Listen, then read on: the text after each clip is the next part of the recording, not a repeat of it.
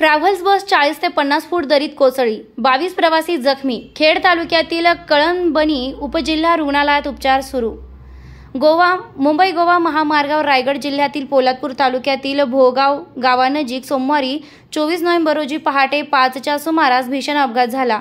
पुण्याहून खेडच्या दिशेने येणारी खासगी ट्रॅव्हलर बस महामार्गावरील पुलाच्या अलीकडील असलेल्या बॅरिगेट्सला धडक देत सुमारे 45 ते 50 फूट खोल दरीत कोसळली। या अपघातात 22 प्रवासी गंभीर जखमी झाले असून त्यातील 10 प्रवाशांची प्रकृती अत्यंत चिंताजनक आहे।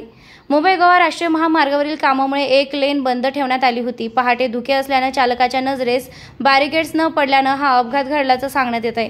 बसची धडक बसताच ती थेट दरीत कोसळली। स्थानिक नागरिकांनी तात्काळ बचाव कार्य सुरू करत जखमींना वर काढलं। पोलीस व महामार्ग सुरक्षा पथकाने घटनास्थळी धाव घेऊन मदत कार्य सुरू केले।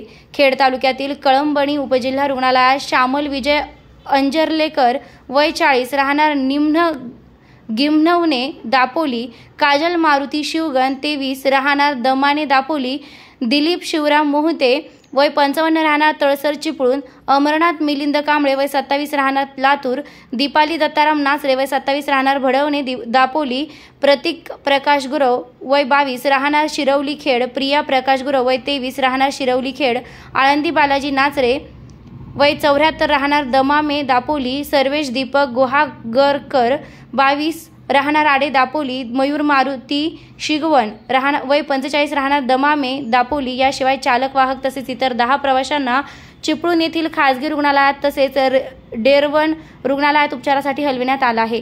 घटनास्थळी मोठी वाहतूक कोंडी झाल्याने महामार्ग पोलिसांनी वाहतूक सुरळीत करण्यासाठी विशेष पथके तैनात केली आहेत।